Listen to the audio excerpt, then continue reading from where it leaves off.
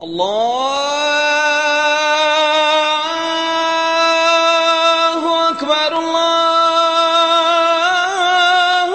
அக்பர் அல்லாஹு அக்பர் அல்லாஹு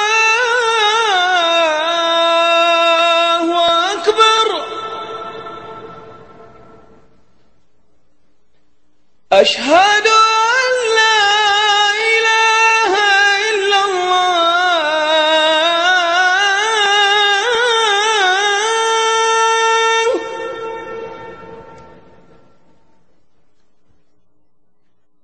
أشهد أن لا إله إلا الله وبركاته. الحمد لله رب العالمين والصلاة والسلام على سيد الأنبياء والمرسلين وعلى آله وصحبه أجمعين ومن تبعهم بإحسان إلى يوم الدين أما بعد فأعوذ بالله من الشيطان الرجيم بسم الله الرحمن الرحيم وإن تعدوا نعمة الله لا تحصوها إن الإنسان لظلوما كفور قال رسول الله صلى الله عليه وسلم பல்லிகு அன்னி வலவ் ஆயா ரவாஹுல் புகாரி. அன்பார்ந்த சகோதர சகோதரிகளே, மார்க்கத்தின் சில செய்திகளை கேட்டு அதன் பிரகாரம் அமல் செய்வதற்காக நாம் எல்லாம் இங்கே ஒன்று கூறுகிறோம். இப்படிப்பட்ட ஒரு நல்ல சந்தர்ப்பத்தில் அல்லாஹ்வின் அருள் கொடைகள் என்ற தலைப்பில் சில விஷயங்களை உங்களோடு பரிமாறிக்கொள்ள நான் ஆசைப்படுகிறேன். என் அருமை சகோதரர்களே, அல்லாஹ்வுடைய அருள்கொடை என்ற இந்த தலைப்புல ஒரு மணி நேரம் இல்ல, நல்ல வேலை இன்னைக்கு சுல்தான் வரை இல்ல, நமக்கு சீட்டு சீக்கிரமா தர மாட்டாங்க. இருந்தால் நான் சுபுகு வர நான் இந்த தலைப்புல பேசினால அல்லாஹ்வுடைய அருள்கொடைகளை முழுமையாக சொல்லி முடித்து விட முடியாது. இத நானா சொல்லல, குர்ஆன்ல ரொம்ப தெளிவா அல்லாஹ் சொல்லி காட்டுறான். சூரா இப்ராஹிம் என்ற அந்த சூராவுல வஇன் தஉது நிஅமத்தல்லாஹி லா துஹ்சுஹா, அல்லாஹ்வுடைய நிஅமத்துகளை, அல்லாஹ்வுடைய அருள் கொடைகளை நீங்கள் எண்ணினால், என்ன நினைத்தால், லா துஹ்சுஹா, அவைகளை எண்ணி முடித்து விட முடியாது. எண்ணற்ற நிஅமத்துகளை, எண்ணற்ற அருள் கொடைகளை அல்லாஹு ரப்புல் ஆலமீன் உங்களுக்கு வாரி வாரி வழங்கியிருக்கிறான் என்று அல்லாஹ் சொல்லி காட்டுறான். அது மட்டும் இல்லாம சில நிஅமத்துகளை அல்லாஹ் பறைசாட்டுகிறான். உதாரணமாக அலம் நஜஅல் லஹு ஐனைனி வலிசானன் வஷஃபதைன் என்று சொல்லி சில நிஅமத்துகளை அல்லாஹ் அடையாளம் காட்டுறான். ரெண்டு கண்களை நான் தரவில்லையா? அப்ப கண்கள் என்பது அல்லாஹ் கொடுத்த பெரிய ஒரு அருள் கொடை. கண்கள் அருள் கொடை. அது மாதிரி வலிசானன், நாம் நாவை தரவில்லையா? வஷஃபதைனி, இரண்டு உதடுகளை தரவில்லையா என்றெல்லாம் அல்லாஹ் கேள்விகள் கேட்கிறானே.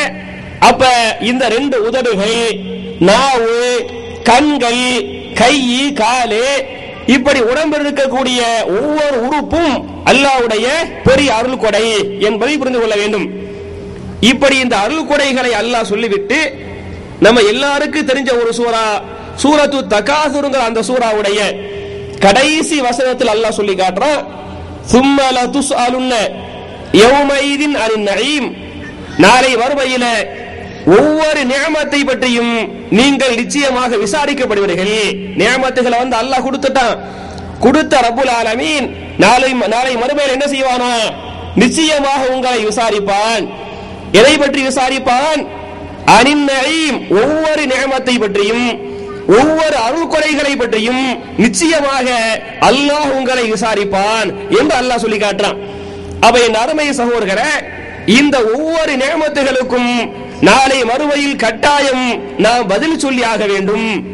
பதில் சொல்லாமல் மறுமையில் சொர்க்கத்திற்கு போக முடியாது என்பதற்கு இந்த வசனம் தெளிவான சான்று.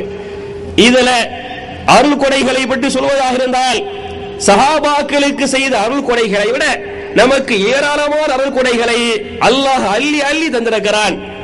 உதாரணமாக பொருளாதாரத்தை நீங்கள் வைத்துக் கொள்ளுங்கள். பொருளாதார விஷயத்தில் நபிமார்களுக்கு செய்யாத நியமத்துகளை, சஹாபாக்களுக்கு செய்யாத அருள்கொடைகளை அல்லாஹ் நமக்கு தந்திருக்கிறான். நபிகள் நாயகம் ஸல்லல்லாஹு அலைஹி வஸல்லம் இந்த பொருளாதார விஷயத்திலே காசு பணங்கள் என்ற இந்த நியமத்து விஷயத்தில் பெரிய அளவுக்கு காசு பணங்களை அனுபவிக்கவில்லை. சஹாபாக்கள் பெரிய அளவுக்கு பொருளாதார செல்வங்களை அனுபவிக்கவில்லை. எந்த அளவுக்கு தெரியுமா?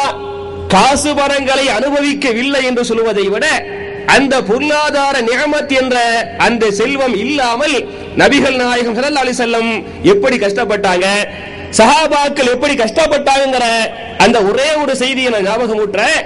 ஹிஜ்ரி 5வது ஆண்டு அகல் போர் என்ற ஒரு போரை நபிகள் நாயகம் சந்திக்கிறாங்க. அகர் போர் என்ற இந்த போரை திருமறை குர்ஆன்ல, அதாவது 33வது அத்தியாயம் சூரத்துல் அஹ்ஸாப், அஹ்ஸாப் என்ற அந்த சூறாவில அகல் போரை பற்றி அல்லாஹ் சொல்கிறான்.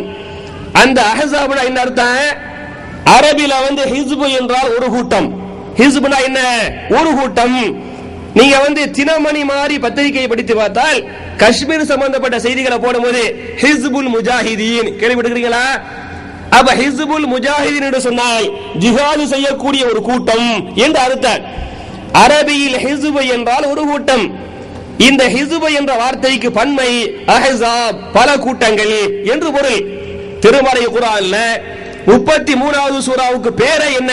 சூரத்துல் அஹ்ஸாப், பல கூட்டங்கள் என்று பொருளை நம்ம பார்க்க முடியுது.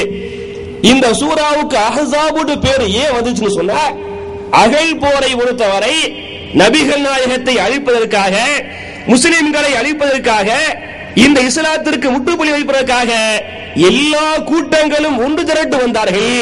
யாரெல்லாம்? அரபியர்கள், அரபி அல்லாதவர்கள், காபிர்கள், கிறிஸ்தவர்கள், யூதர்கள், இப்படி எல்லா மக்களும் ஒன்று திரண்டு வந்த காரணத்தால அந்த அகல் போரை திருமறை குர்ஆன்ல அஹ்ஸாப், பல கூட்டங்கள் என்று அல்லாஹ் சொல்லி காட்டுறான். இந்த அகல் போர் சமயத்தில் நபிகள் நாயகம் ஸல்லல்லாஹு அலைஹி வஸல்லம் சஹாபாக்களோடு சேர்ந்து மதீனாவை சுத்தி என்ன செய்யறாங்க? பெரிய ஒரு அகல தோன்றாங்க. ஆழமான அகலமான ஒரு பெரிய ஒரு பள்ளத்தை அகல எல்லோரும் சேர்ந்து தோண்டுவார்கள். அதுல ரசூல் ஸல்லல்லாஹு அலைஹி வஸல்லம் தோண்டிக்கிட்டு இருப்பாங்க. அவங்க தோண்டும் போது கடுமையான பசி அவங்கள வாட்டு.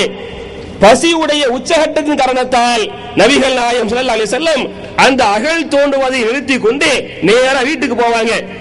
வீட்டுக்கு போய் மனைவிமார்கள்ட்ட கேட்பாங்க, உண்ணுவதற்கு பசி என்னை வாட்டுகிறது, உண்ணுவதற்கு ஏதாவது உணவு இருக்கிறதா, ஏதாவது வழி இருக்கிறதா என்று நபிகள் நாயகம் ஸல்லல்லாஹு அலைஹி வஸல்லம் மனைவிமார்கள்ட்ட போய் கேள்வி கேட்பாங்க. அதுக்கு மனைவிமார்கள் எல்லாரும் சொன்ன ஒரே பதில், மா இந்தி இல்லா மா உன், தண்ணீரை தவிர எங்களிடத்தில் வேற எதுவுமே இல்லை. ஒவ்வொரு மனைவிட்ட போய் கேட்பாங்க. அந்த மனைவி சொல்லுவாங்க, மா இந்தி இல்லா மா உன், தண்ணியை தவிர என்ன இல்ல, எங்கள்கிட்ட வேற எதுவுமே இல்ல என்று ஒரு மனைவி சொல்ல. அடுத்த மனைவிட்ட போக அவங்களும் சேம் அதே பதில சொல்லுவாங்க, மா இந்தி இல்லாமா. அடுத்த மனைவி மா இந்தி இல்லாமா. எல்லா மனைவிமார்களும் தண்ணீரை தவிர உண்ணுவதற்கு வேற எதுவும் இல்லை என்று சொன்ன காரணத்தால் பசியில் வாடக்கூடிய நபிகள் நாயகம் ஸல்லல்லாஹு அலைஹி வஸல்லம் பசி தாங்க முடியாமல் ஏதாவது ஒரு சஹாபியுடைய வீட்டுக்கு போகலாமே, போய் உணவை உண்டு பசியை போக்கிக் கொள்ளலாமே என்ற நல்ல எண்ணத்தில் நபிகள் நாயகம் ஸல்லல்லாஹு அலைஹி வஸல்லம் வெளியே வருவார்கள். ஒரு சஹாபியுடைய வீட்டை நோக்கி செல்வார்கள். எந்த சஹாபி என்று சொன்னா அபூபக்கர் சித்திக் ரலியல்லாஹு அன்ஹுடைய வீட்டை நோக்கி போவாங்க. எதுக்கு போறாங்க? பசியுடைய உச்சகட்டம், சாப்பிடணும். அப்ப உணவை தேடி பசியுடைய உச்சகட்டத்தில் அபூபக்கருடைய வீட்டை நோக்கி செல்லும் போது அபூபக்கர் சித்திக் ரலியல்லாஹு அன்ஹு அந்த பாதையில் வந்துகிட்டு இருப்பாங்க. அபூபக்கரை பார்த்த நபிகள் நாயகம் கேட்பாங்க, அபூபக்கரே எங்கே போகிறாய் என்று கேட்க அபூபக்கர் பதில் சொல்லுவாங்க, அல்லாஹ்வுடைய தூதரே, நான் அந்த பள்ளத்தை தோண்டினேன், அந்த அகலை தோண்டினேன், என்னை பசி வாட்டியது, என்னுடைய மனைவிடத்தில் உண்ணுவதற்கு வழி இருக்கிறா என்று கேட்டேன். தேடி பார்த்துவிட்டு உண்ணுவதற்கு வழியே இல்லை, தண்ணீரை தவிர வேறு எதுவுமே இல்லை என்று சொன்ன காரணத்தால் பசி என்னை வாட்டுகிறது, பசி உடைய கொடுமை என்னால் தாங்க முடியவில்லை. எனவே அல்லாஹ்வுடைய தூதரே, உங்களுடைய வீட்டுக்கு நான் வரலாமா? உங்களுடைய வீட்டுக்கு என்னுடைய பசியை போக்கிக் கொள்ளலாமே என்ற எண்ணத்தில் நான் வந்து கொண்டிருக்கிறேன் என்று சொல்லி அபூபக்கர் சித்திக் ரலியல்லாஹு அன்ஹு நபிகள் நாயகத்தை சொல்லுவாங்க. சொன்ன நபிகள் நாயகம் ஸல்லல்லாஹு அலைஹி வஸல்லம் அபூபக்கர்ட்ட சொல்லுவாங்க, அபூபக்கரே உன் நிலை எதுவோ அதுதான் என் நிலையாக இருக்கிறது என்று சொல்லி நம்ம 2 பேரும் சேர்ந்து உமருடைய வீட்டுக்கு போவோம், அவருடைய வீட்டுக்கு போய் சாப்பிட்டு வந்தலாம் என்ற எண்ணத்தில 2 பேரும் சேர்ந்து உமருடைய வீட்டுக்கு போவாங்க. போய்கிட்டு இருக்கும் போது உமர் ரலியல்லாஹு அன்ஹு அதே திசை எதிர் திசையை நோக்கி வந்துகிட்டு இருப்பாங்க. அப்ப ரசூல் ஸல்லல்லாஹு அலைஹி வஸல்லம் உமரை பார்த்து கேட்பாங்க, உமரே எங்கப்பா போறான்னு கேட்பாங்க. அதுக்கு உமர் சொல்லுவாரு, அல்லாஹ்வுடைய தூதரே நான் அந்த அகலை தோண்டினேன், என்னை பசி வாட்டியது, பசி வாட்டிய காரணத்தால் மனைவிடத்தில் இன்னொருக்கு உணவு கேட்டேன், என் மனைவி சொல்லிவிட்டார் மா இந்தி இல்லா மாவும், தண்ணீரை தவிர வேற எதுவுமே இல்லை என்று சொல்லிவிட்டார். எனவே அல்லாஹ்வுடைய ரசூலாகிய உங்களுடைய வீட்டுக்கு வரலாமே அல்லது அபூபக்கருடைய வீட்டுக்கு வரலாமே, உங்களுடைய வீடுகளுக்கு வந்து என்னுடைய பசியை போக்கிக் கொள்ளலாமே, நான் உண்ணலாமே என்ற எண்ணத்திலே வந்து கொண்டிருக்கிறேன் என்று சொல்லி உமர் ரலியல்லாஹு அன்ஹு நபிகள் நாயகத்தை சொல்லுவாங்க. சொன்ன ரசூல் ஸல்லல்லாஹு அலைஹி வஸல்லம் உமர்ட்ட சொல்லுவாங்க, உமரே உன்னுடைய நிலை எதுவாக இருக்கிறதோ அதுதான் என்னுடைய நிலையாகவும் இருக்கிறது என்று சொல்லிவிட்டு இரும்பெரும் சஹாபாக்கள் 2வது நபிகள் நாயகம் ஸல்லல்லாஹு அலைஹி வஸல்லம் 3 பேரும் சேர்ந்து பசி உடைய உச்சகட்டத்தில் ஒரு முடிவு எடுப்பாங்க.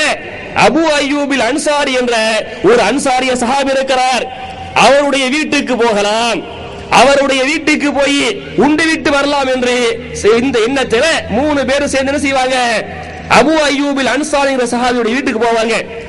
இந்த 3 பேரும் வரக்கூடிய இந்த கோலத்தை பார்த்த அபு அய்யூபில் அன்சாரி என்ற சஹாபி புரிஞ்சுக்கிறாங்க, இவங்களுக்கு பசி வாட்டுது, பசி உடைய கொடுமையில வந்திருக்கிறாங்க என்பதை புரிந்து கொண்ட அபு அய்யூபில் அன்சார் ரலியல்லாஹு அன்ஹு என்ன செய்வது தெரியுமா, 3 பேரை வரவேற்பாங்க, வீட்டுல உட்கார வைப்பாங்க. வீட்டிலே உட்கார வைத்து 3 பேரும் முன்னுவருக்காக அவர்களிடத்தில் இருந்த அந்த உணவுப் பொருள்களை, குறிப்பாக பேரிச்ச பழங்களை அபு அய்யூபில் அன்சாரி என்ற சஹாபி 3 பேருக்கு எடுத்து வைப்பாங்க.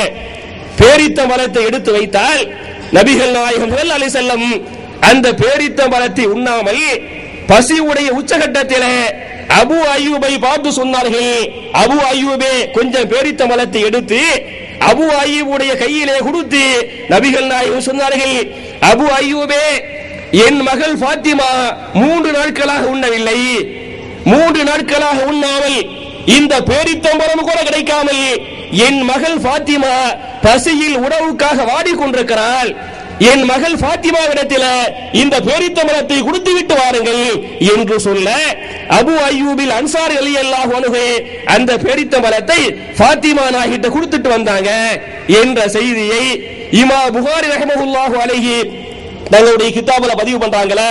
அப்ப என் அருமை சகோதரர்களே, நபிமார்களுக்கு செய்யாத அருள் கொடைகளை, சஹாபாக்களுக்கு செய்யாத அருள் கொடைகளை, அன்னை ஃபாத்திமா ரலியல்லாஹு அன்ஹாவுக்கு செய்யாத அருள் கொடைகளை பொருளாதார விஷயத்தில், காசுவன விஷயத்தில் நமக்கு அல்லாஹ் அள்ளி அள்ளி தந்திருக்கிறான் என்பதற்கு இந்த வரலாறுகள் சான்று இல்லையா? அப்ப அருள் கொடை விஷயத்தில் கொஞ்ச நெஞ்ச அருள் கொடைகளை, கொஞ்ச நெஞ்ச நியமத்துகளை அல்லாஹ் நமக்கு தரல, நிறைய கொடுத்துக்கிறான். அதுல ஒரு 5 நியமத்துகளை பற்றி நான் சுருக்கமாக உங்களுக்கு சொல்லிடுறேன். என்ன 5 நியமத்துகள் நபிகள் நாயகம் சொல்லி காட்டுறாங்க. இமாம் திர்மிதி ரஹ்மத்துல்லாஹி அலைஹி அந்த 5 நியமத்துகளை தன்னுடைய கிதாபுல பதிவு பண்றாங்க. ஒரு நாள் நபிகள் நாயகம் ஸல்லல்லாஹு அலைஹி வஸல்லம் சஹாபாக்களை ஒன்று கூட்டுறாங்க.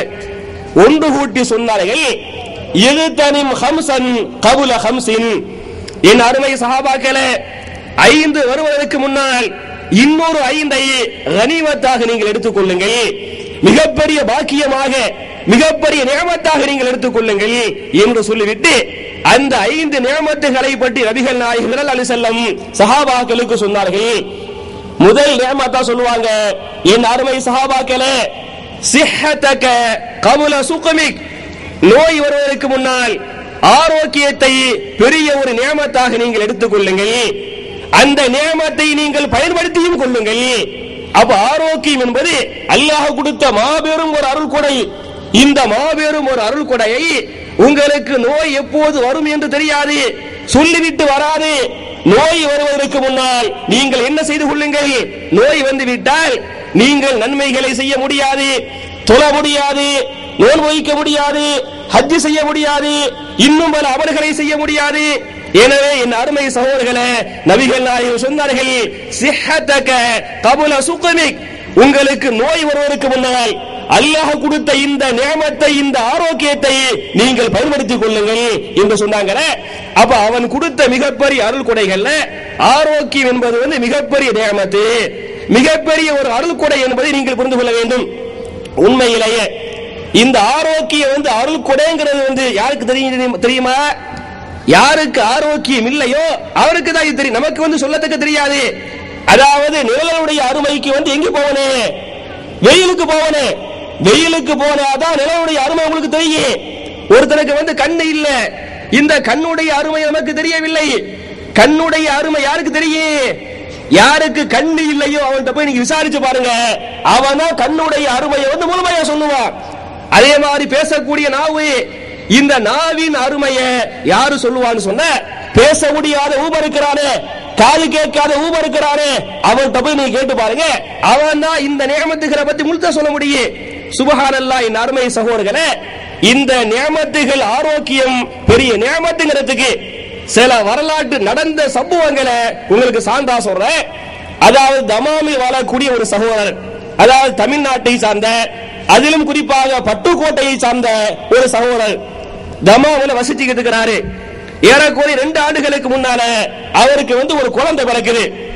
குழந்தை பிறந்தா சுபஹானல்லாஹ், அல்லாஹ்வுடைய சோதனையை பாருங்க. பிறந்த குழந்தை பச்சிள பாலகன்.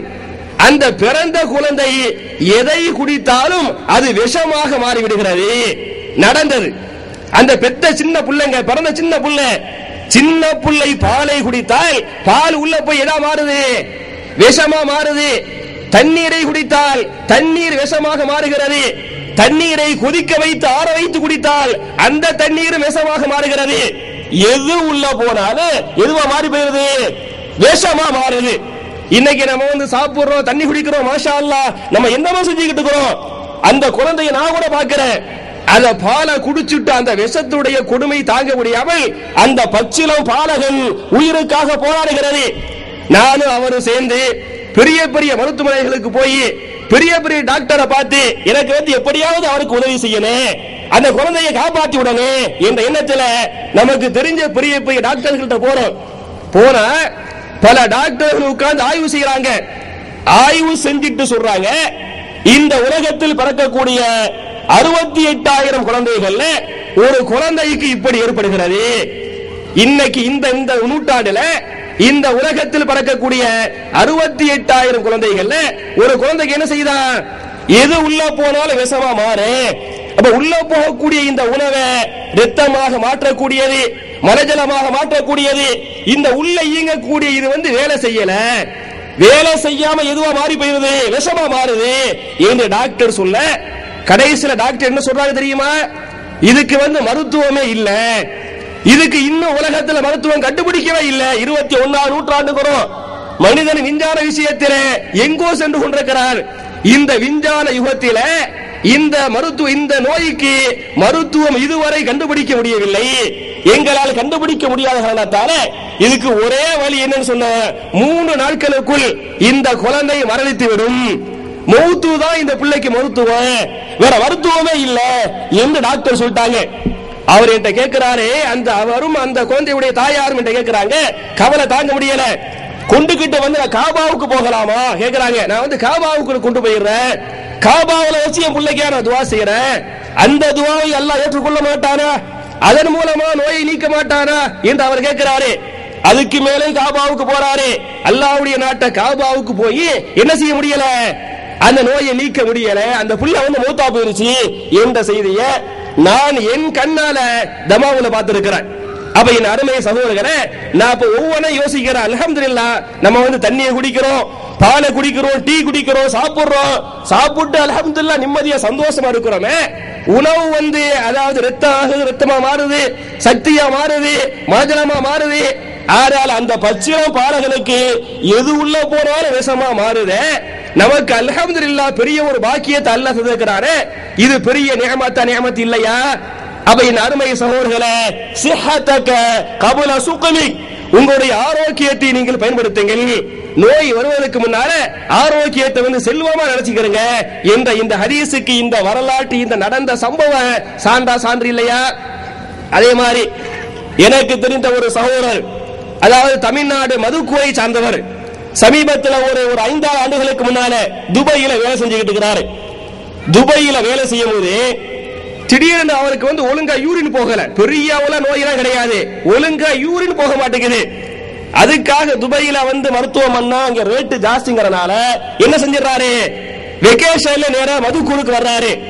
மதுக்கூறு பட்டுக்கோட்டையில வந்து இது மாதிரி பெரிய ஒரு மருத்துவமனை இல்ல, நேரா திருச்சிக்கு வர்றாரு. திருச்சியில வச்சு மருத்துவம் பார்க்கறாங்க. என்ன நோய், என்ன யூரின் ஒழுங்கா வர்றது இல்ல, இதான் நோய் அவருக்கு. நான் போய் பார்க்கிறேன், ஏறக்குறைய 2 வாரம் வந்து ஒழுங்கா யூரின் வரல. அவருடைய வயிறு அப்படி உப்பி இருக்குது. அவன் உப்புன வயிறுல டாக்டர் என்ன பண்றாங்கன்னு சொன்னா, துளைய விட்டு டியூப் வழியா என்ன செய்யறாங்க, யூரின் எடுக்கிறாங்க. அவன் வயிறு உப்பி போய் கிடக்குது. துளை விட்டு ஆபரேஷன் பண்ணி டியூப் வழியா யூரின் எடுத்துக்கிட்டு இருக்கிறாங்க. ஒரு கட்டத்தில் ஏறக்குறைய ஒரு 2 அல்லது 3 வாரம் அந்த மருத்துவமனையில் இருந்தாரு. கடைசியில 3வது வாரத்தில் அதே மருத்துவமனையிலே மூத்தா போயிட்டார். அப்ப என் அருமை ஏறக்குறைய வயசு வந்து ஒரு 40 முதல் 45 வயசு தான் இருக்கு. அப்ப என் அருமை சகோதரர்களே, என் அருமை தாய்மார்களே, ஒரு 40-45 வயசுல யூரின் வராம ஒரு மனுஷன் மூத்தா போயிறாரு.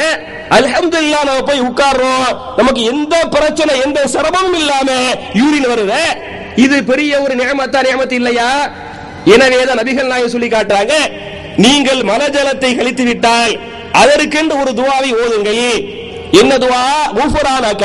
பாத்ரூமுக்குள்ள போறோம், 1க்கு 2க்கு போறோம், 1க்கு 2க்கு போயிட்டு நீங்கள் வெளியே வரும்போது ஓத வேண்டிய துஆ என்ன?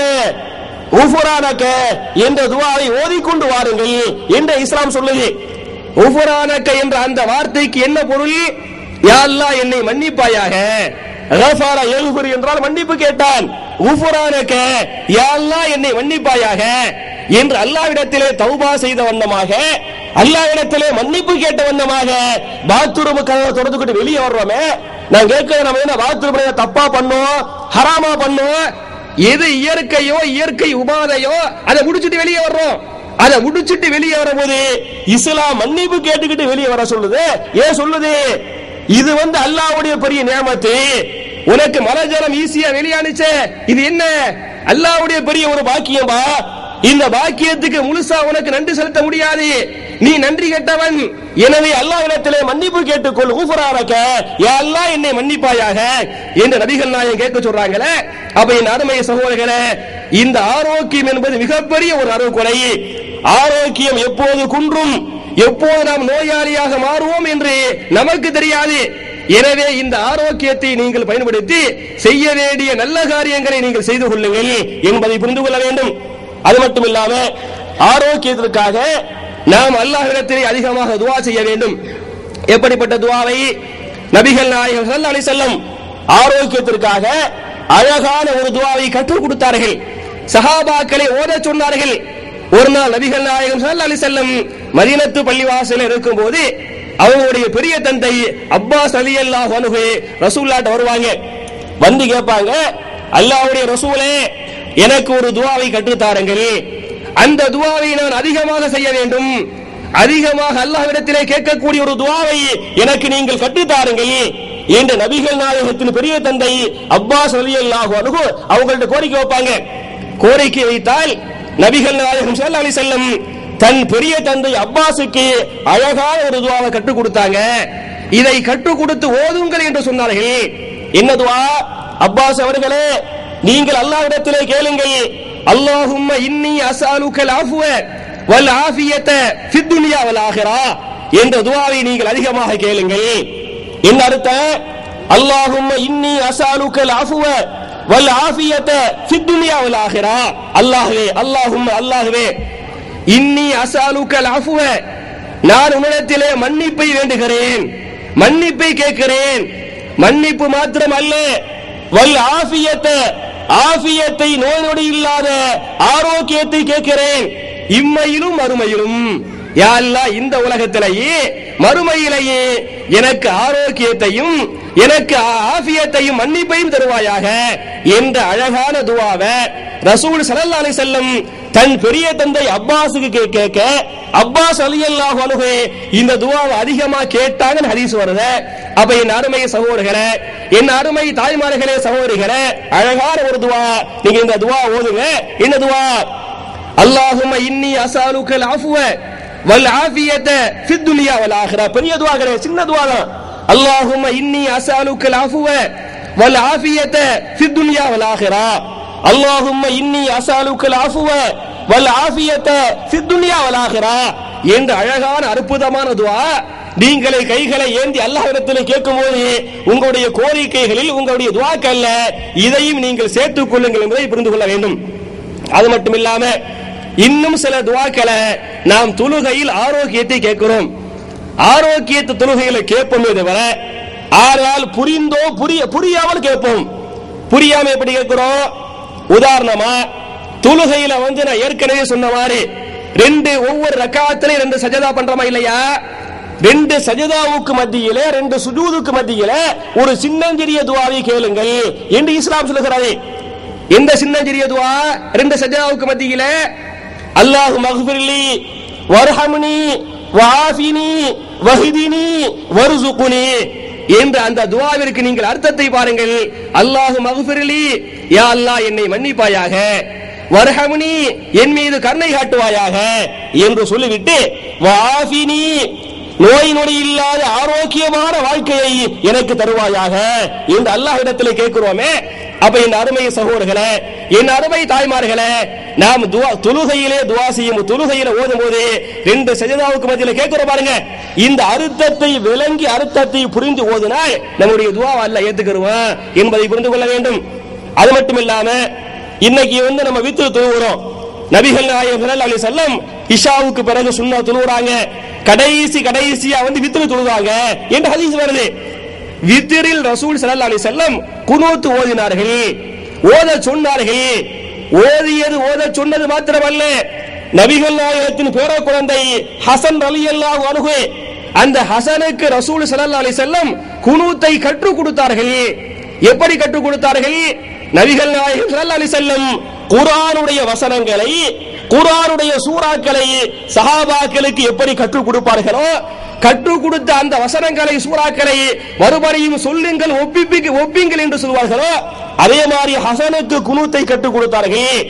கற்றுக் கொடுத்து விட்டு மனப்பாடம் செய்துவிட்டு ஹசனிடத்திலே சொன்னார்கள், ஹசனே அந்த குனூத்தை என்னிடத்திலே ஓது என்று சொல்ல, ஹசன் ரலியல்லாஹு அன்ஹு குனூத்தை ஓத ரசூல் ஸல்லல்லாஹு அலைஹி வஸல்லம் அந்த குனூத்தை சரி பார்த்தாங்க என்ற ஹதீஸ்களை பார்க்கிறோமே.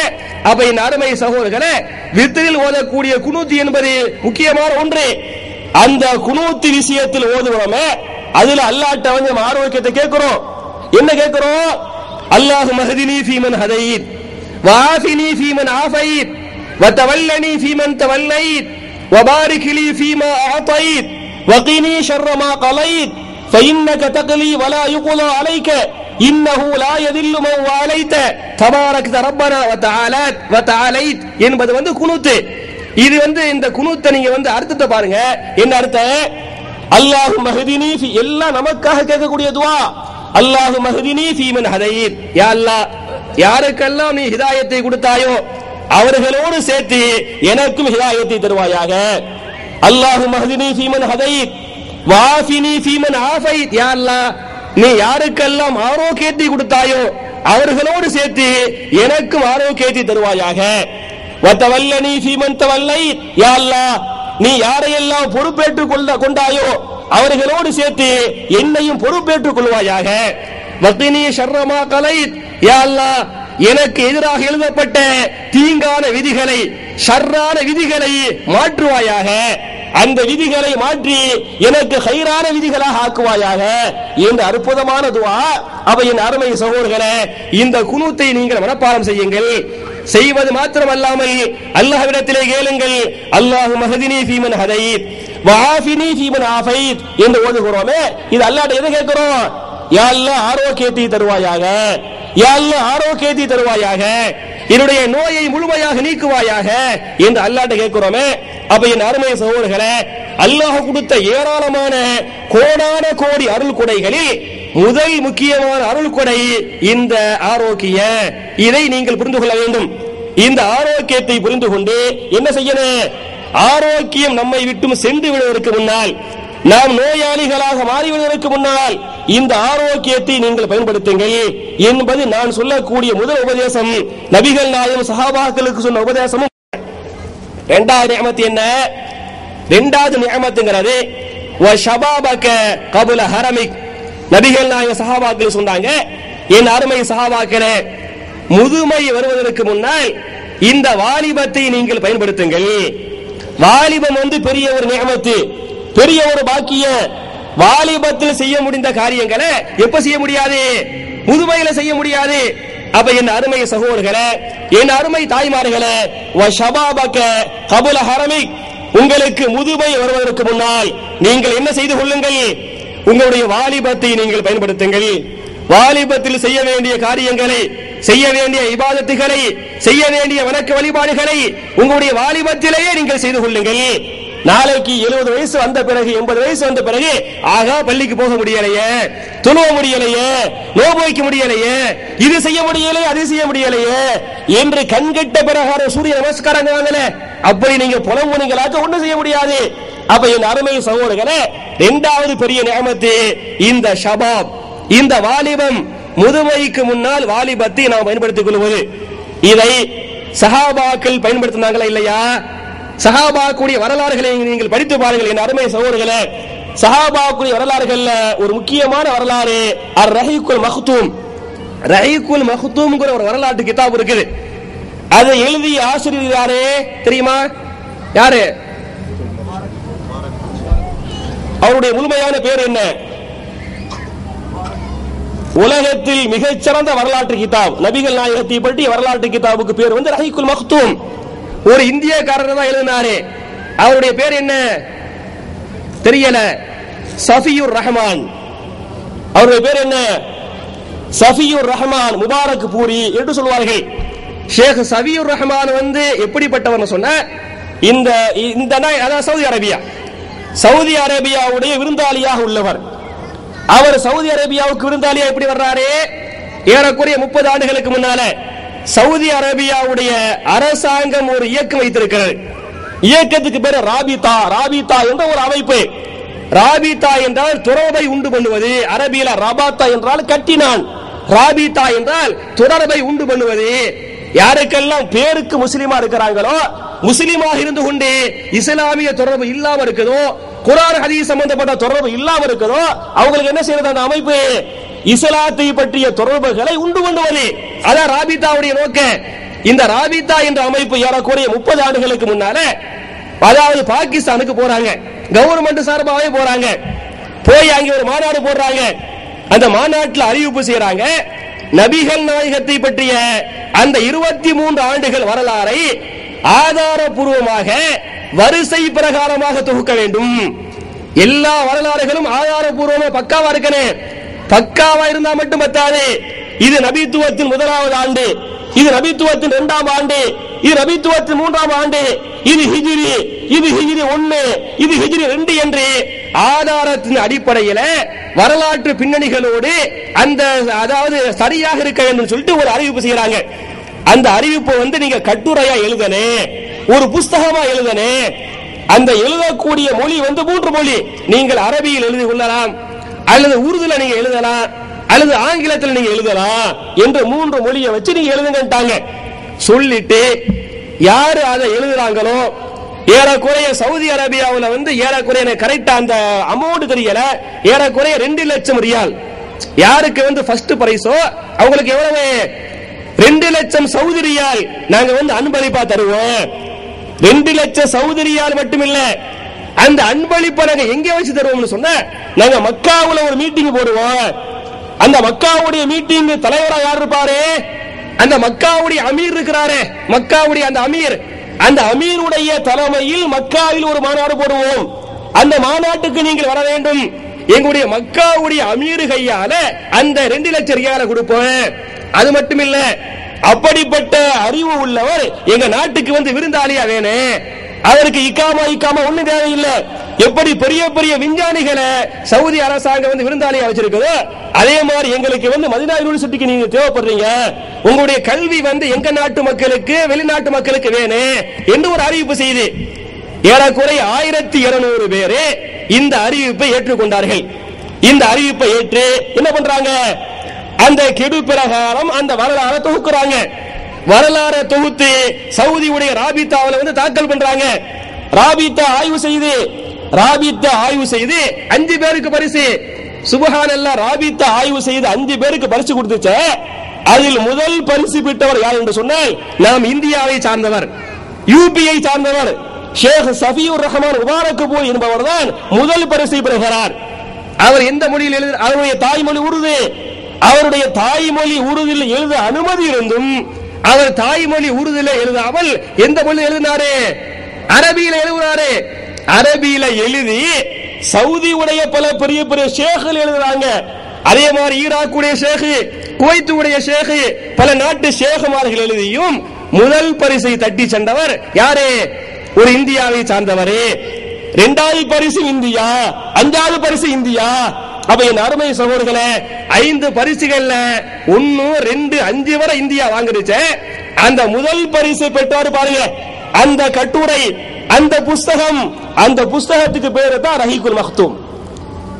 அந்த புஸ்தகத்துக்கு பேர் என்ன, ரஹீகுல் மக்தூம். இன்றைக்கு ரஹீகுல் மக்தூம் தமிழிலே வந்து விட்டது. தமிழில் புஸ்தகமாக மாத்திரமல்ல சிடி வடிவிலே வந்து விட்டது. சிடில வாங்கி நீங்க என்ன செஞ்சுக்கலாம், உங்களுடைய கம்ப்யூட்டர்ல போட்டு பாத்துக்கலாம், உங்களுடைய மொபைல் போன்ல ஏத்திக்கலாம். இந்த மாதிரியான வசதிகளோடு இன்னைக்கு ரஹீக் வந்துருச்சு. அப்ப இந்த அருமை சகோதரர்களே, நீங்க வந்து ரஹீக்க படிச்சு பாருங்க. ரஹீக்கை படித்து பார்த்தால் சஹாபாக்கள் அந்த வாலிப பருவத்தில் அவர்கள் செய்த தியாகங்கள் என்ன, இஸ்லாத்திற்காக என்னென்ன பாடுபட்டாங்க என்பதை நிறையவே நீங்கள் தெரிந்து கொள்ளலாம். இருந்தாலும் சுருக்கமாக, நேரத்தை கருதி சுருக்கமாக சஹாபாக்கள் வாலிப பருவத்தில் செய்த ஒரே ஒரு தியாகத்தை ஞாபகப்படுத்துகிறேன். என்ன தியாகம், உங்க எல்லாருக்கும் தெரியும், அபூஜஹில். அபூஜஹில் தான் இஸ்லாமிய நம்பர் 1 எதிரி.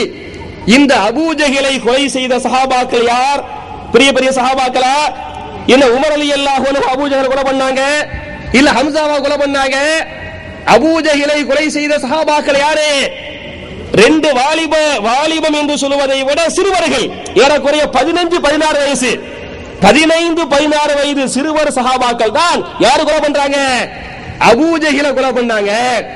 அபூஜஹில் இஸ்லாமிய எதிரி மாத்திரமல்ல, அன்றைய அரேபிய சாம்ராஜ்யத்தின் மிகப்பெரிய வீரன், ஒரு வீரனும் ஒரு தலைவனுமாகிய அபூஜஹில பத்ர் போர்ல 2 சஹாபாக்கள் கொலை பண்ணாங்க. 2 பேரும் அண்ணன் தம்பிகள். வேற வேற ஆளுடைய அண்ணன் முஆத் பின் அஃபரா, முஅவ்வித் பின் அஃபரா ரலியல்லாஹு அன்ஹும். முஆத் அஃபராவுடைய பிள்ளைகள். முஆத் என்ற ஒருவரும் முஅவ்வித் என்ற ஒருவரும் தான் யார் கொலை பண்றது, அபூஜஹிலை கொலை பண்றாங்க. 2 பேரும் பத்ர் போர்ல கலந்துக்கிட்டாங்க. பத்ர் போருடைய உச்சகட்டமாக போர் நடந்து கொண்டிருக்கும் போது இந்த 2 சஹாபாக்களும் அப்துர் ரஹ்மான் பின் அவுஃப் கேட்பாங்க, யா அம்மி, எங்களுடைய சிறிய தந்தைய, அரபியுடைய கண்ணிய, அரபியுடைய பண்பாடு என்னன்னு சொன்ன, ஒரு ஆளு நம்மளுடைய வயசுல ரொம்ப மூத்தவங்கன்னு சொன்னா எப்படி கூப்பிடுவாங்க, அம்மிங்குவாங்க. சின்ன வயசா, நம்ம மீடியமான வயசா அகின்றுவாங்க. நம்ம வாப்பாவுக்கு நிகரா இருந்தா, நம்ம சின்ன வாப்பா பெரிய வாப்பாவுக்கு நிகரா எப்படி சொல்லுவாங்க, அம்மிங்குவாங்க. அப்ப இந்த 2 சஹாபாக்கள் அப்துர் ரஹ்மான் பின் அவுஃப் கூப்பிடுவாங்க, யா அம்மி, எங்களுடைய சிறிய தந்தைய. இதே மாதிரி கூப்பிட்டு, அரினி அபூஜஹில், அபூஜஹிலை எங்களுக்கு நீங்கள் காட்டுங்கள். அவன் தான் இஸ்லாமிய மிகப்பெரிய எதிரி மாத்திரமல்ல, மிகப்பெரிய வீரன். அந்த வீரன் எங்கள் கைகளால் கொல்லப்பட வேண்டும், அதுதான் இந்த போரின் நோக்கம். எனவே அபூஜஹிலை காட்டுங்கள் என்று அவர்கள் சொல்ல, அப்துர் ரஹ்மான் பின் அவுஃப் ரலியல்லாஹு அன்ஹு அப்படியே தேடி அபூஜஹிலை பார்ப்பாங்க. போருடைய உச்சகட்ட அபூஜஹில் கண்ணுக்கு தெரிய மாட்டான். சொல்லுவாங்க, இங்கேயே நீங்க நில்லுங்க, அபூஜஹில் இப்ப தெரியுமா, தெரிஞ்சா நான் காட்டுறேன் என்று சொல்ல, அந்த சஹாபாக்கள் அங்கே நிக்க, பிறகு அபூஜஹில் தெரிஞ்ச ஒரு அடையாளம் காட்டுவாங்க, இதுவும் அவன் தான் அபூஜஹிலாக இருக்கிறான் என்று சொல்லி அபூஜஹிலை அப்துர் ரஹ்மான் பின் அவுஃப் ரலியல்லாஹு அன்ஹு அடையாளம் காட்டுகிறார்கள். அடையாளம் காட்டினா அந்த முஆத் பின் அஃபரா, முஅவ்வித் பின் அஃபராங்கிற 2 சஹாபாக்கள் பறந்து பறவைகளை போன்று பறந்து கையில வாளோட அவன்கிட்ட போவாங்க. போர் நடந்துகிட்டு இருக்கு. நேரா போய் என்ன செய்வாங்க சொன்ன, முதல்ல அண்ணன் வெட்டுவாரு, அப்புறம் தம்பி வெட்டுவாங்க. ரெண்டு சிறு சஹாபாக்கள், வாலிப சஹாபாக்கள் அபூ ஜஹல் என்ன செஞ்சிருவாங்க, கண்ணிமைக்கும் நேரத்தில் சரமாரியாக வெட்டி சாய்ப்பார்கள். வெட்டி சாய்ச்சிட்டு நேர ரசூலுல்லாஹ் ஓடி வருவாங்க. ரசூலுல்லாஹ் ஓடி வந்து சொன்னார்கள், அல்லாஹ்வுடைய ரசூலே, நாங்கள் அபூ ஜஹலை கொலை செய்துவிட்டோம், அபூ ஜஹலை கொலை செய்துவிட்டோம் என்று அந்த ரெண்டு பேரும் சொல்லுவாங்க. அப்படி சொல்லும் போது கூட அவங்க சின்ன வயசுங்கிறதுனால அவங்களுக்குள்ளேயே சின்ன ஒரு சண்டை வரும்.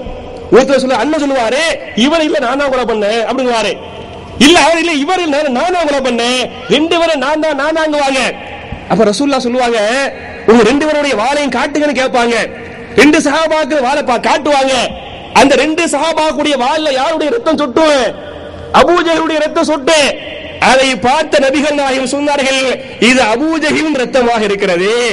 என் அருமை தோழர்களே, என் அருமை சஹாபாக்களே, நீங்க ரெண்டு பேருமே அபூ ஜஹலை கொண்டிருக்கிறீங்க, உங்கள் மீது அல்லாஹ் அருள் புரிவானாக என்று நபிகள் நாயகம் ஸல்லல்லாஹு அலைஹி வஸல்லம் அந்த ரெண்டு சஹாபாக்களை பார்த்து பாராட்டாங்க, அவங்களுக்காக துஆ செஞ்சாங்க என்ற செய்தியை எனக்கு தெரிஞ்ச எல்லா ஹதீஸ் கிதாபுகள்லயும் எல்லா வரலாற்று கிதாபுகள்லயும் இந்த மிகப்பெரிய வரலாறை பதிவு பண்றாங்களே. எதுக்கு இந்த வரலாறு ஞாபகம் ஊட்ட?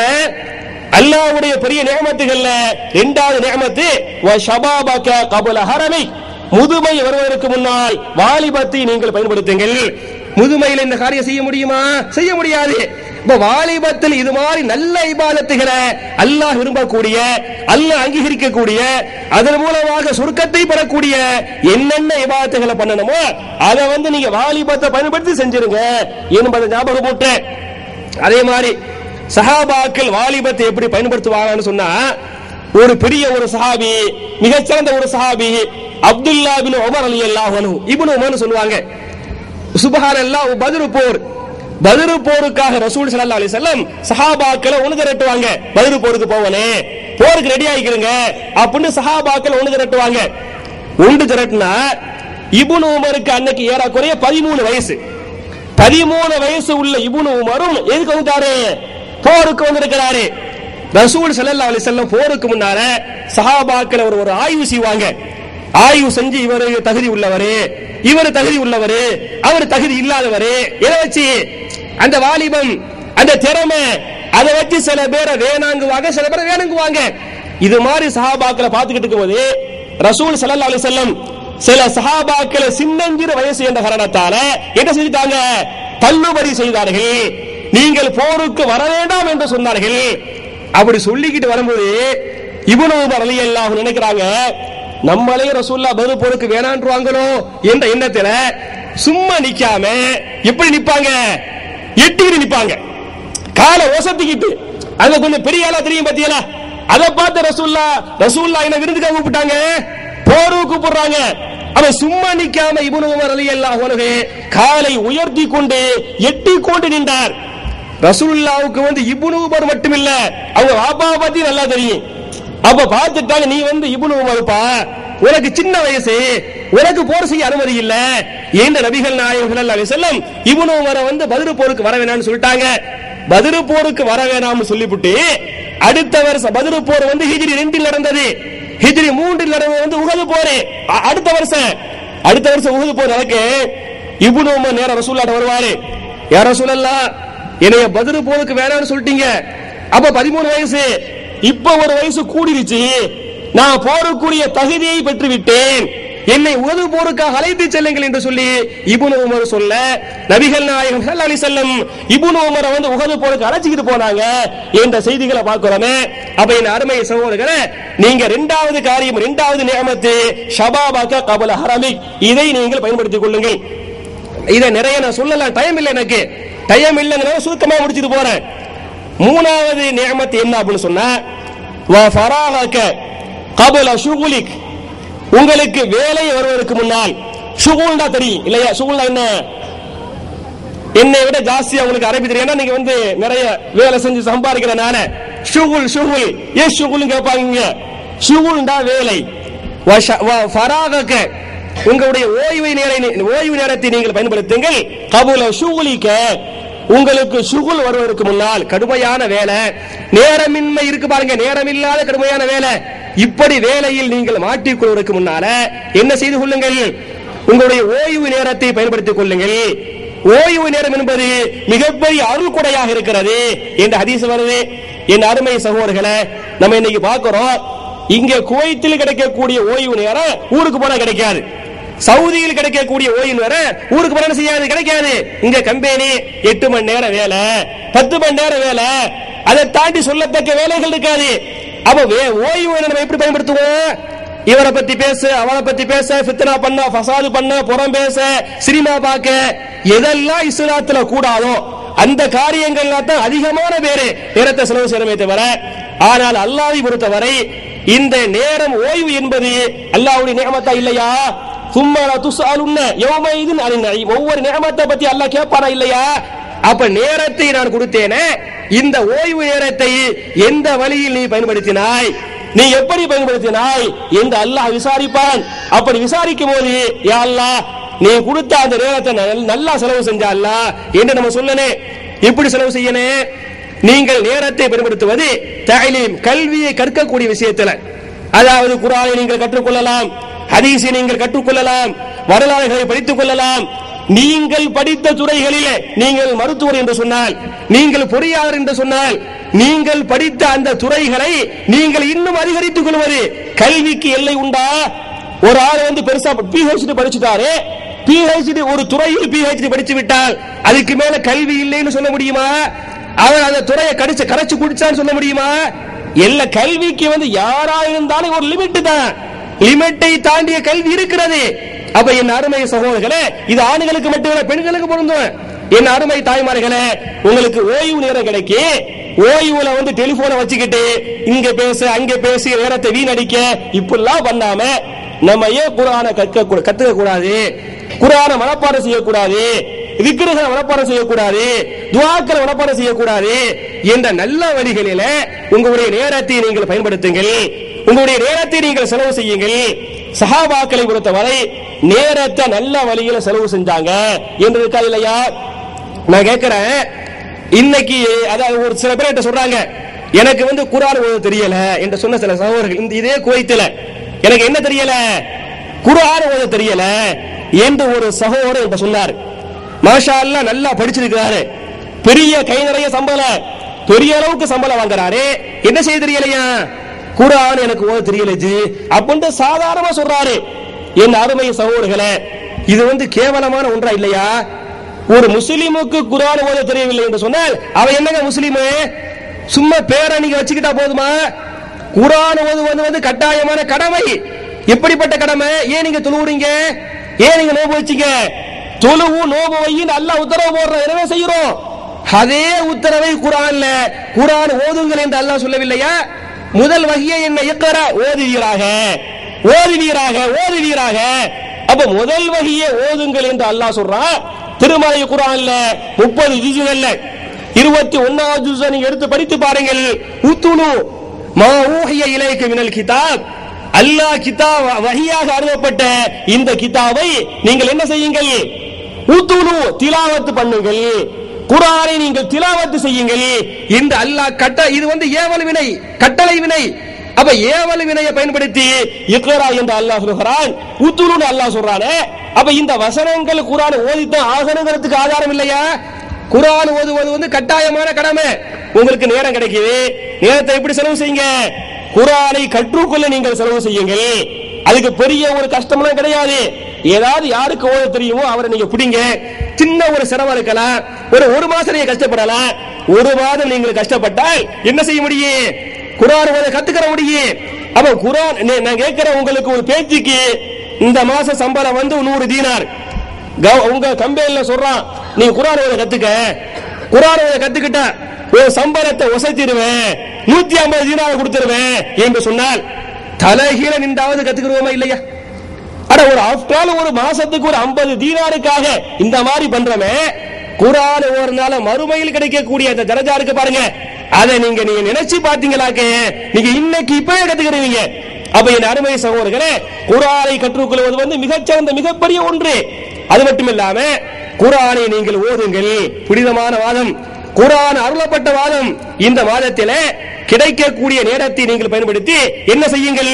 வேலை கரெக்டா போறோமா இல்லையா, கரெக்டா தூங்குறோமா இல்லையா, கரெக்டா சகரு போற சாப்பிடுறோமா இல்லையா, அது மாதிரி குர்ஆன் திலாவத்துக்கு ஒரு டயத்தை ஒதுக்குங்க. ஒரு அரை மணி நேரம், ஒரு மணி நேரம் ஒரு டயத்தை ஒதுக்கி நீங்க என்ன செய்யுங்க? நீங்கள் குர்ஆன் ஓதுங்கள். உங்களுக்கு சுகுல் வருவதற்கு முன்னால் அந்த ஓய்வை நீங்கள் பயன்படுத்துங்கள். குர்ஆன் திலாவத்தை பற்றி ஹதீஸ்கள்ல எப்படிலாம் பார்க்கறான்னு சொன்னா, ஒரு அன்சாரிய சஹாபி, அவங்க பேர் வந்து உசைத் பின் ஹுதைர் ரலியல்லாஹு அன்ஹு.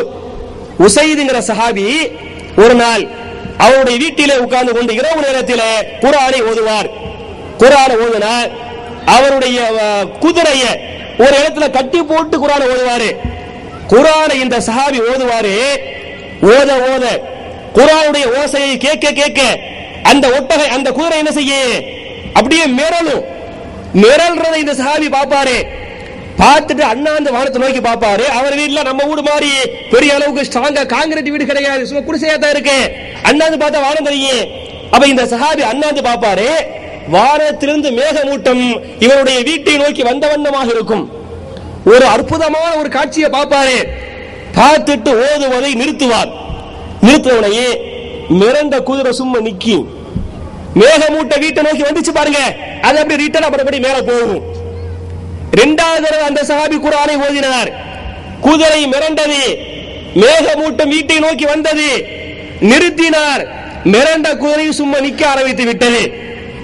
வந்த மேகமூட்டம் திருப்பி என்ன செய்யுது? மேகத்தை நோக்கி, வானத்தை நோக்கி செல்ல ஆரம்பித்து விட்டது. மறுபடியும் அந்த சஹாபி குர்ஆனை ஓதுவார். அதே மாதிரி அற்புதமான காட்சியை பார்ப்பார். பார்த்துவிட்டு அந்த சஹாபியே சொல்வார், அதற்கு பிறகு அந்த இரவிலே நான் குர்ஆனை ஓதவில்லை, குர்ஆனை நான் மூடி வைத்து விட்டேன்.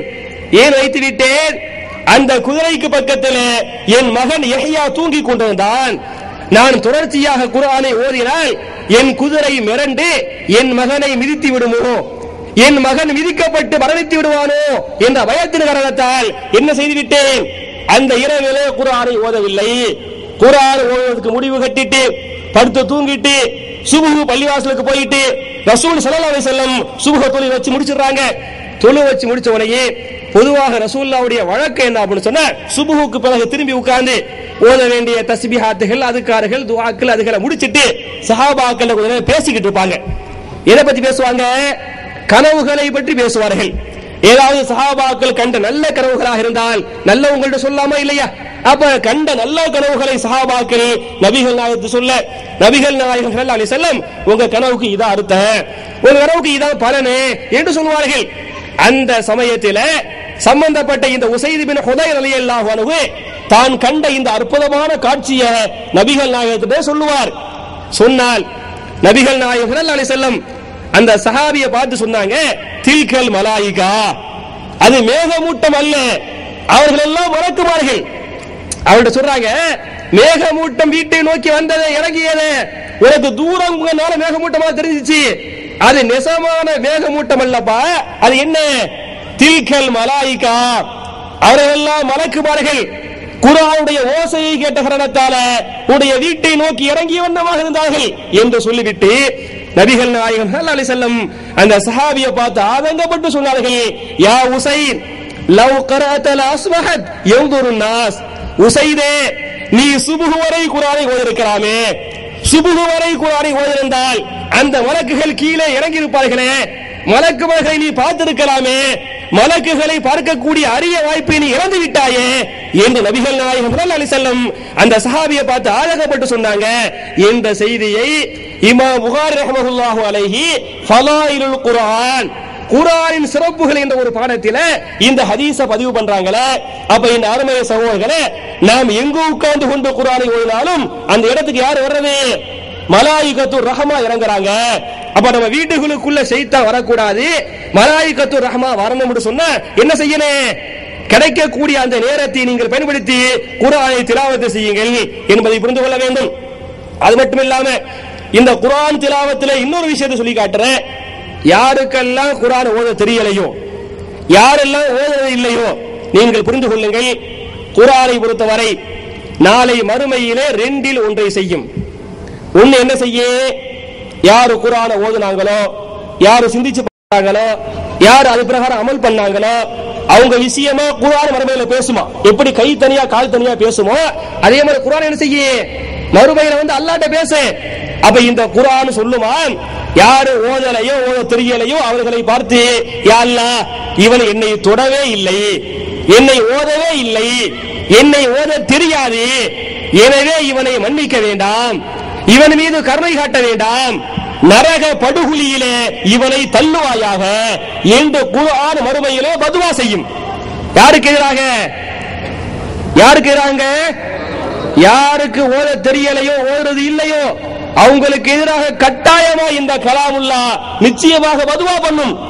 யாரு ஓதுறாங்களோ ஓத தெரியுமோ சிந்திச்சாங்களோ அமல் பண்ணாங்களோ அவங்களுக்கு சொல்லுமா, யா அல்லாஹ் இவன் என்னை ஓதினான், என்னை ஆராய்ந்து பார்த்தான், இவனுடைய உபதேசங்கள் பிரகாரம் தன்னுடைய வாழ்க்கையை அமைத்துக் கொண்டான், எனவே இவனை மன்னிப்பாயாக, இவன் மீது கருணை காட்டுவாயாக, இவனுக்கு சொர்க்கத்தை கொடுப்பாயாக என்றெல்லாம் இந்த அல்லாஹ்வுடைய கலாம் வந்து அல்லாஹ்வுடைய சிபாரிசு பண்ணும் என்று ஹதீஸ் வருது. அப்ப என் அருமை சகோதரர்களே, கலாமுல்லாஹ் மறுமையில் சிபாரிசு செய்ய வேண்டுமா லானத் செய்யணுமா? அப்ப லானத் பண்ணாம பதுவா பண்ணாம சிபாரிசு பண்ணணும் சொன்னா என்ன செய்யணும்? குர்ஆனை நீங்கள் ஓதுங்கள். அது மாத்திரமல்ல, கிடைக்கக்கூடிய அந்த ஓய்வு நேரம் அதில் நீங்கள் குர்ஆனை ஓதினால் மறுமையில குர்ஆன் திலாவத்து சொர்க்கத்திற்கு அழைத்து செல்லும். அழைத்து செல்வது மாத்திரமல்ல, இந்த உலகத்தில் செய்யக்கூடிய இபாதத்துகள் எல்லாம் இந்த உலகத்தோட முடிஞ்சு போகிறோம். மறுமையில இபாதத்து பண்ண மாட்டோம். நான் கேட்கிறேன், மறுமையில நோன்பு வைப்போமா? வைக்க மாட்டோம். மறுமையில தொழுவோமா? இல்ல. மறுமையில வந்து ஜக்காத் சதக்கா கொடுப்போமா? மறுமையில ஹஜ் உண்டா? நம்ம இந்த உலகத்தில் செய்த இபாதத்துக்கு பரிசு தான் மறுமை சொர்க்கம். அங்க போய் ஒண்ணுமே கிடையாது. ஆனால் அங்கு போயும் ஒரு இபாதத்து இருக்கிறது. அது எந்த இபாதத்து? குர்ஆன் திலாவத்து. கலாமுல்லாஹ் வந்து அழியாது. கலாமுல்லாஹ் வந்து சொர்க்கத்திலே இருக்கு. இமாம் அபூ தாவூத் ரஹ்மத்துல்லாஹி அலைஹி தன்னுடைய கிதாபுல பதிவு பண்றாங்க, மறுமையிலே சொர்க்கத்திலே யார் இந்த உலகத்துல குர்ஆன் அழகா ஓதுனாங்களோ அவங்கள்ட்ட மலக்குகள் சொல்லுவாங்களா, இக்ரா வரத்தில் கமா துரத்திலு ஃபித் துன்யா, இக்ரா நீங்கள் குர்ஆனை ஓதுங்கள். எப்படி ஓதுவது? வரத்தில் நிறுத்தி நிதானமாக அழகாக உச்சரிப்போடு தஜ்வீதோடு ஓதுங்கள். கமா துரத்திலு ஃபித் துன்யா, உலகத்தில் எப்படி தரித்தீவா ஓதுனீங்களோ அதே மாதிரி ஓதுங்க என்று சொல்லப்படும். அந்த சொர்க்கவாசி குர்ஆனை ஓதுவார், ஆயத்து ஆயத்தாக ஓதுவார். ஒவ்வொரு வசனங்களாக ஓத ஓத அவருடைய தரஜா உயர்த்தப்பட்டு கொண்டே வரும். சின்ன தரஜாவுல சொர்க்கத்துக்கு போயிட்டோமாக்க அங்க உட்கார்ந்து குர்ஆன் திலாவத் பண்றோமே, ஒவ்வொரு ஆயத்து ஓத ஓத என்ன செய்யுது? உங்களுடைய அந்த தரஜாவை வந்து அல்லாஹ் உசத்திக்கிட்டே வருவான் என்ற சஹீஹான ஹதீஸ இமாம் அபூ தாவூத் பதிவு பண்றாங்களே. அப்ப என் அருமை சகோதரர்களே, குர்ஆன் திலாவத் அவசியம். இந்த ஓய்வு நேரத்தை பயன்படுத்தி என்ன செய்யுங்க? குர்ஆனை நீங்க கற்றுக்கறங்க, குர்ஆனை திலாவத் பண்ணுங்க, பல சூறாக்கள் துஆக்கள் மனப்பாடம் பண்ணுங்க. நான் கேட்கிறேன், குர்ஆன்ல ஆயத்துல் குர்சின்னு ஒரு ஆயத்து இருக்கு இல்லையா? ஆயத்துல் குர்சி எவ்வளவு தெரியும்? கையை தூக்க சொல்ல வரல. ஏன்னா தூக்க முடிஞ்சவங்க சந்தோஷமா தூக்கிடுவீங்க, தூக்க முடியாதவங்க சரவர மனசு கஷ்டமா இருக்கு. அப்ப கையெல்லாம் தூக்க வேணாம், உங்களையே நீங்க கேட்டுக்கங்க. நான் பப்ளிக்கா விட்டு யாரையும் நான் வந்து அவமானப்படுத்த விரும்பல. நீங்க என்ன செய்யுங்க? இங்க அவமானப்படுத்த ஒரு 100 பேர் 150 பேரு இது ஒண்ணுமே இல்ல. கோடான கோடிகளுக்கு முன்னால் மக்களுக்கு முன்னால மறுமையில் அல்ல அவமானப்படுத்தி விட்டால் அது எவ்வளவு பெரிய அவமானம். அந்த பெரிய அவமானத்திற்கு முன்னால என்ன செய்யுங்க? எனக்கு ஆயத்தில் குறிச்சு ஓத தெரியாத, ஆயத்தில் குறிச்சு மனப்பாடம் இல்லையே, நான் ஏன் மனப்பாடம் பண்ணக்கூடாது என்று என் அருமை சகோதரர்களே, என் அருமை தாய்மார்களே, ஆயத்தில் குறிச்சு நீங்கள் மனப்பாடம் செய்து கொள்ளுங்கள். அதே மாதிரி சய்யிதுல் இஸ்திக்ஃபார் ஒரு துஆ இருக்கு, தெரியுமா? கேள்விப்பட்டிருக்கிறீங்களா? அதுக்கு பேர் வந்து சய்யிதுல் இஸ்திக்ஃபார். கேள்விப்பட்டது இல்லையோ? தெரிந்தவங்க சொல்லலாம். 1 மணி நேரம் முடிச்சுக்கலாமா? ஒரு 10 நிமிஷம், ஒரு 10 நிமிஷம் ஜி. சய்யிதுல் இஸ்திக்ஃபார் தெரியுமா?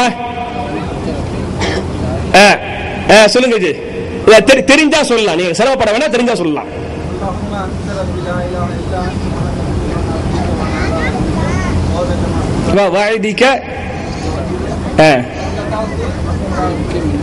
பின்னாடி சொல்ற மாதிரி மா சனஅது அபூ லக அபூ பிதம்பி, அதாவது ஒரு சில பேருக்கு தெரியுது, அதுவும் தப்பி தடுமாறி. என்ன கேட்கிறேன்னா, சய்யிதுல் இஸ்திக்ஃபார் வந்து ஒரு முக்கியமான துவா. நான் அதை சொல்றேன், நீங்க வந்து ஞாபகத்தில் வச்சு. புகாரில கூட இந்த ஹதீஸ் வருது. இன்ஷா அல்லாஹ் நாளைக்கு வந்து இந்த துவாவுடைய நம்பர் நான் சொல்றேன் புகாரில, சரியா? அல்லாஹும்ம அன்த ரப்பி லா இலாஹ இல்லா அன்த خلقتني وانا عبدك وانا على عهدك ووعدك ما استطعت اعوذ بك من شر ما صنعت ابوء لك بنعمتك علي وابوء بذنبي فاغفر لي فانه لا يغفر الذنوب الا انت. இதான் அந்த துஆ. இதுதான் நீங்க அல்லாஹ்ட்ட மன்னிப்பு கேக்குறீங்களே, தௌபா செய்றீங்களே, மன்னிப்பு கேட்கக்கூடிய துஆக்கல்ல. இதான் சய்யித், இதான் தலைவர். நீங்க அஸ்தக்ஃபிருல்லாஹ்ங்கலாம் நிறைய கேட்கலாம், இதான் தலைவர் துஆ. இந்த துஆவை பத்தி ஹதீஸ் வருது. யார் காலையில் சுபஹுக்கு பிறகு இதை ஓதிவிட்டாரோ, இதை ஓதியவர் மாலைக்குள் மரணித்து விட்டால் நிச்சயமாக சொர்க்கவாசியாகவே வர்ணிக்கிறார். சுபஹுக்கு பிறகு இதை ஓதிவிட்டு மகரிபு ஸலாத்துக்குள்ள மௌத்தா போயிட்டா கன்ஃபார்ம் நம்ம யாரு? சொர்க்கவாசி. மகரிபுக்கு பிறகு இதை ஓதிவிட்டு சுபஹுக்குள்ள மௌத்தா போயிட்டா நிச்சயமா யாரு? சொர்க்கவாசி. அப்ப காலையிலும் மாலையிலும் இதை ஓதி 24 ஹவர்ஸ்ல எப்ப மௌத்தா போறானே, யாரா மௌத்தா போறான்? சொர்க்கவாசி. ஃபமாத்த, அப்படி ஹதீஸ் புகாரியுடைய ரிவாயத் வரை, ஃபமாத்த மின் அஹ்லில் ஜன்னah, அவர் ஜன்னத்து வாசியாகவே மரணிக்கிறார் என்று ஹதீஸ் வருது. இதை விட வர என்னங்க ஒரு பாக்கியம் வேணே? என் அருமை சகோதரர்களே, அழகான ஒரு துஆ. இது நீங்க மனப்பாடம் பண்ணுங்க, மனப்பாடம் பண்ணி ஓதுங்க. புகாரில ஹதீஸுடைய நம்பர் நான் தர்றேன், முடிஞ்சா அடிச்சு இன்ஷா அல்லாஹ் இவரை வச்சு ஓட்டிடுறேன். இந்த அழகான துஆ இது நீங்கள் மனப்பாடம், இந்த ரமலானுடைய பாக்கியத்தினால இந்த மாதிரி நல்ல துஆக்களை நீங்க மனப்பாடம் பண்ணுங்க. நேரம் கிடைக்குது பாருங்க, நேரத்தை நீங்க வீணா வெட்டியா நீங்க வேஸ்ட் ஆக்காம இப்படிப்பட்ட துஆக்களை மனப்பாடம் செய்து ஓதினால் உங்களுக்கு இம்மையிலேயும் மறுமையிலேயும் ஃபாயிதா கிடைக்கும். அதே மாதிரி நான் கேட்கிறேன், நம்முடைய அம்மா அப்பா மௌத்தா போயிட்டாங்க. மௌத்தா போயிட்டா ஜனாசா தொழுகை இருக்குது, 4 ரக்காத்து இல்லையா, 4 தக்பீர், 4 தக்பீர். இன்னும் சொல்ல போனா நம்ம மக்காவுக்கு போறோம், மக்கா மேலாவுக்கு போவோம். அங்க உம்ரா பண்ணிட்டு ஹஜ்ஜி பண்ணிட்டு பிறகு என்ன செய்வாங்க? மக்காவுல ஒவ்வொரு சலாவுக்கு பிறகு ஜனாசா தொழுகை நடத்துவாங்க. அப்ப காபா ஹரம் ஷரீஃப்ல தொழுகிறோமே, ஹஜ்ஜி பண்ணி முடிச்சிருப்போம், அல்லாஹ் பாவத்தை மன்னிச்சிருப்பான். உம்ரா பண்ணி முடிச்சு அல்லாஹ் பாவத்தை மன்னிச்சிருப்பான். அப்புறம் தக்பீர், எது? ஜனாசா தொழுகை 4 தக்பீர். 4க்கு பிறகு என்ன ஓதுவீங்க? ஓதுங்க பாக்குறேன். முதல் தக்பீர் ஜனாசா தொழுகையில முதல் தக்பீருக்கு பிறகு என்ன ஓதுவீங்க? அவுது பிஸ்மில்லாஹ் சொல்லிவிட்டு அல்ஹம்து சூரா. 2வது தக்பீர் என்ன ஓதுவீங்க? ஸலவாத். இதுவரை சொல்லுவீங்கன்னு எனக்கு தெரியும். 3வது தக்பீருக்கு பிறகு என்ன ஓதுவீங்க? அது என்ன சொல்லுங்க? 3வது தக்பீருக்கு பிறகு ரசூல் ஸல்லல்லாஹு அலைஹி வஸல்லம் எதை ஓதினார்கள், எதை ஓத சொன்னார்கள்? என்ன பெரிய துவா, பக்கரா மாதிரியா? நீங்க தமிழ்ல கேட்கலாம் கூடாது. நான் கேட்கிறேன், நீங்க வந்து சூரத்துல் ஃபாத்திஹா தமிழ்ல ஓதுனா என்ன? அப்ப அது மட்டும் தமிழ்ல கூடாது கிடையாது. ரசூல் ஸல்லல்லாஹு அலைஹி வஸல்லம் எதை அரபில கத்து கொடுத்தாங்களோ அது அரபில தான் கேட்கிறேன். நீங்க ஸலவாத் ஓதுறீங்க, யா அல்லாஹ் இப்ராஹிம் நபிக்கு நீ அருள் புரிஞ்ச மாதிரி முஹம்மது நபிக்கு அருள் புரிவாயாக சொல்லாமா? ரசூல் ஸல்லல்லாஹு அலைஹி வஸல்லம் எதை அரபியில் கற்றுக் கொடுத்து விட்டார்களோ அதை அரபியில் தான் ஓத வேண்டும். அது அல்லாத பிரதுவாவை தான் நீங்க தமிழ்ல சொல்லாமே தவிர, குனூத் ஓதுறோம் அல்லாஹ் மாதிரி அது சொல்லாம யா அல்லாஹ் எனக்கு வழிகாட்டுவாயாக, யா அல்லாஹ் நோயை நீக்கு, எதுவா? அது கிடையாது. அப்ப இந்த அருமை சகோதரர்களே, நம்ம மௌத்தா போயிடுறோம், நம்ம உம்மா பாப்பா மௌத்தா போயிடுறாங்க, மனைவி மக்கள் மௌத்தா போயிடுறாங்க. அவங்களுக்கு செய்ய வேண்டிய அழகான அந்த ஜனாசா இருக்குது. அந்த ஜனாசாவுக்காக வந்து பாவ மன்னிப்பு கேட்கிறோம். என்ன பாவ மன்னிப்பு? அல்லாஹு மக்ஃபிர் லஹு வர்ஹம்ஹு வஆஃபிஹி வஅஃபு அன்ஹு வஅக்ரிம் நுஸுலஹு வவஸ்ஸி' மத்கலஹு வக்ஸில்ஹு பில்மாஇ வஸ்ஸல்ஜி வல்பரத் ونقه من الخطايا كما نقيت ثوب الأبيض من الدنس وأبدله دارا خيرا من داره وأهلا خيرا من أهله وزوجا خيرا من زوجه وأدخله الجنة وأعيذه من عذاب القبر ومن عذاب النار. கொஞ்சம் பெருசு மாதிரி தான் இருக்குது. அப்ப இந்த துஆவை நீங்க மனப்பாடம் பண்ண முயற்சி பண்ண என்ன செய்யலாம்? ஒரு மாசம் வச்சிருக்கீங்க, நீங்க நாளைக்கு சொல்ல தேவையில்லை. நீங்க இந்த ரமலான் ஃபுல்லா முயற்சி பண்ணுங்க. இந்த ரமலான் ஃபுல்லா முயற்சி பண்ண முடியுமா? முடியாதா? கட்டாயம் முடியும். அப்ப உம்மா பாப்பா மௌத்தா போயிட்டாங்க, யா அல்லாஹ் அவருடைய பாவத்தை மன்னிப்பாயாக, அவர்கள் மீது கருணை காட்டுவாயாக, அவருடைய கபலை விசாலப்படுத்துவாயாக அப்படின்னு அவங்களுக்காக துவா செய்யறமே. இது நமக்கு தெரியலன்னு சொன்னா இதை விட ஒரு கேவல அவமானம் என்ன இருக்க முடியும்? நீங்க ஹஜ்ஜிக்கு வர போறீங்க, உம்ராக்கு வேற போற, எல்லாத்தையும் முடிச்சு விட்டு கம்மு நிக்கிறது. மூணாவது பிறகு 4க்கு பிறகு வர சலாம் சொல்லுவாரு, நம்ம சலாம் கொடுத்து வந்துடுறது. இது நம்மை நாம் ஏமாத்துவதா இல்லையா? அல்லாஹ்வையும் சேர்த்து ஏமாத்துவதா இல்லையா? அப்ப என் அருமை சகோதரர்களே, அல்லாஹ்வுடைய பெரிய நியமத்து வந்து ஃபராகக கபல ஷுகுலிக், உங்களுக்கு ஷுகுல் வருவதற்கு முன்னால ஓய்வை நீங்கள் இது மாதிரி நல்ல காரியங்கள் என்ன செஞ்சுக்கிறீங்க, நீங்க வந்து பயன்படுத்திக்கிறீங்க. 4வது மட்டும் சொல்லி முடிச்சிடுற, 5வதுக்கு டைம் இல்லைங்கிறனால நான் நாளைக்கு சொல்லிக்கிறேன். 4வது என்ன அப்படின்னு சொன்னா, ஹயாத்தக கபல மௌத்தி, உங்களுக்கு மௌத்து வருவதற்கு முன்னால் ஹயாத்தை பயன்படுத்திக் கொள்ளுங்கள். எப்ப மௌத்தா போவோம்னு சொல்ல முடியாது இல்லையா? மௌத்து சொல்லிட்டா வரேன், மௌத்துக்கு வயசெல்லாம் காரணம் இல்ல, மௌத்துக்கு நோயெல்லாம் சொல்லாம திடீர்னு வந்துடுது. இப்ப திடீர்னு நீங்க மரணித்து விட்டால் அங்கே போய் உங்களுக்கு ஏதோ ஃபாயிதாவா இருக்கு, நீங்க செய்யக்கூடிய அமல்கள் தான் இங்க வந்து வெற்றியா இருக்கு. அப்ப எப்ப அல்லாஹ் கூப்பிட்டாலும் நான் நிம்மதியா சந்தோஷமா போய் சேருவேன், அங்க போய் வெற்றி பெறுவேன் என்ற எண்ணத்தில வஹயாத்தக கபல மௌத்திக், உங்களுக்கு மௌத்து வருவதற்கு முன்னால ஹயாத்தை நீங்கள் பயன்படுத்துங்கள். இதுக்கு ஒரே ஒரு நிறைய ஹதீஸ் சொல்ல முடியாது, அதுக்கு டைம் இல்ல. ஒரே ஒரு நிகழ்வை எனக்கு தெரிஞ்ச ஒரு நிகழ்ச்சி சொல்லி காட்டிடுறேன். நான் வந்து ஒரு 20 வருஷத்துக்கு முன்னால காயல்பட்டுல ஓதிக்கிட்டு இருக்கிறேன். அப்ப எங்க மதரசாவு கிட்ட வந்து ராஜீவ் காந்தி வர்றாரு.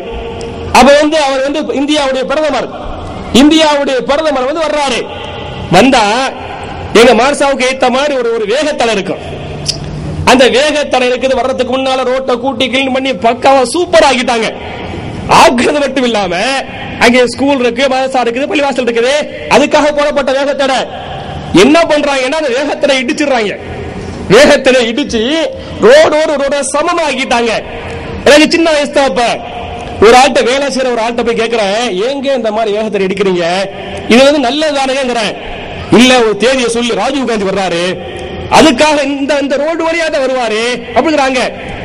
நானா நினைக்கிறேன், எவ்வளவு பெரிய ஆளு, விலை உயர்ந்த கார்ல வர போறாரு, சின்ன வேகத்துல ஏறி இறங்கினா என்ன இருக்காக போகுது, எவ்வளவு மக்களுக்கு ஃபாயிதாவா இருந்துகிட்டு இருக்குது, இத போய் உடைச்சு தள்ளுறாங்களே அப்படின்னு நினைக்கிறேன்.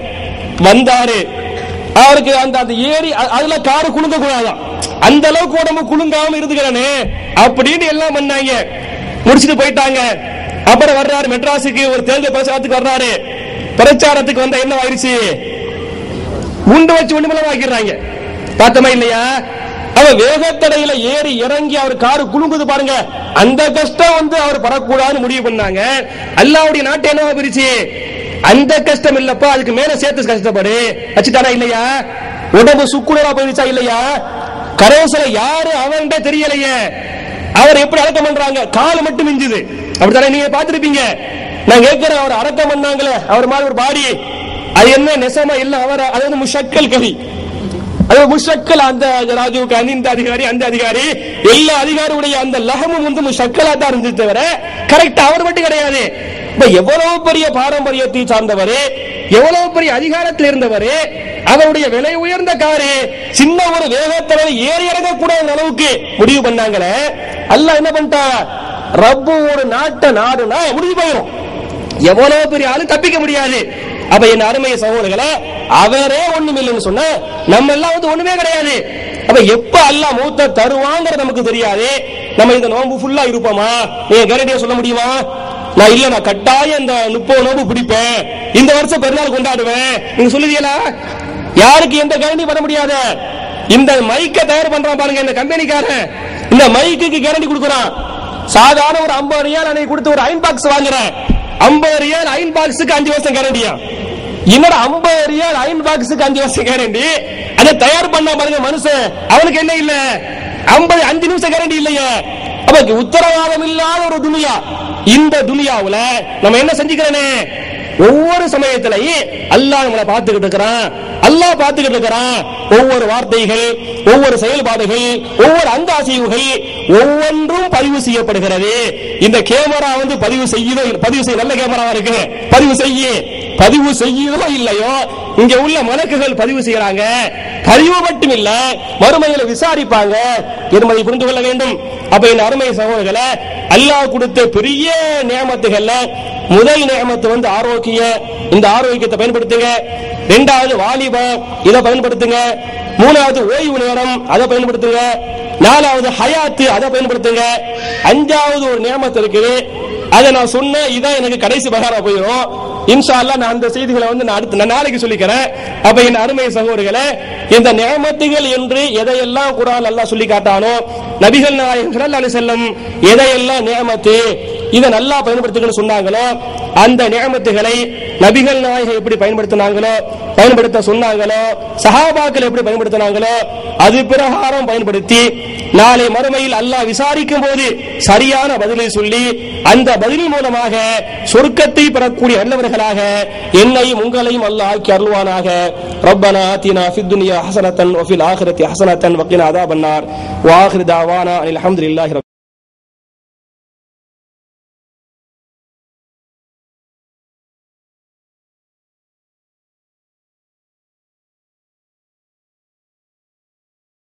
الله